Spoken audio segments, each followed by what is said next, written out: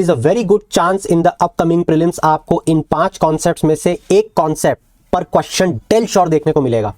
सबसे पहला कॉन्सेप्ट है अबाउट द स्विच ऑक्शन, जहां पर government of India short term securities को लॉन्ग टर्म सिक्योरिटीज में स्विच करवाती है। इसी एक्शन को स्विच एक्शन कहा जाता है।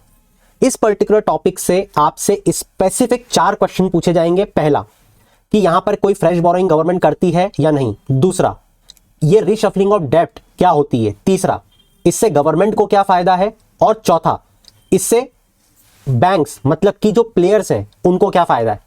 और आखिरी, ये किसके सुपरविजन में होता है, डेट इज आरबीआई। नेक्स्ट जो पर्टिकुलर कॉन्सेप्ट है, इट इज अबाउट द को लैंडिंग अग्रीमेंट।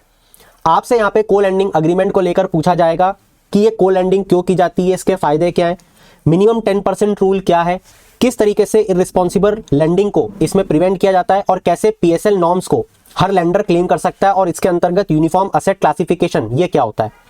इसके बाद नेक्स्ट टॉपिक आपसे पूछा जाएगा with respect to payment aggregator, that is PhonePe, GPay, क्या होते हैं, किसके अंतर्गत ये रजिस्टर्ड है और कौन इन्हें सुपरवाइज करता है। नेक्स्ट पर्टिकुलर टॉपिक है यूनिफाइड लैंडिंग इंटरफेस, जिसकी बात पूरे साल भर न्यूज़पेपर्स कर रहे थे, जो डिजिटल पब्लिक इंफ्रास्ट्रक्चर का भी पार्ट है।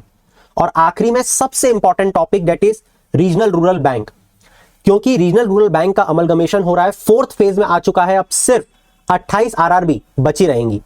ये आरआरबी किस कमिटी के बोलने पर स्टैब्लिश हुई, इसको कौन सुपरवाइज करता है, किसके द्वारा रजिस्टर की जाती हैं, कौन इसे रेगुलेट करता है, इसकी रिक्वायरमेंट क्या होती है, कितनी % ब्रांचेस सेमी अर्बन और रूरल एरिया में है। इस तरीके के क्वेश्चन आपको देखने को मिलेंगे। डोंट वरी, जैसे कि हम हर टॉपिक को पढ़ते हैं, शॉर्ट नोट्स मैं बना के दूंगा, टाइम आपका मैं बचाऊंगा, 1000 कदम कॉम्पिटिटर से आगे रहेंगे।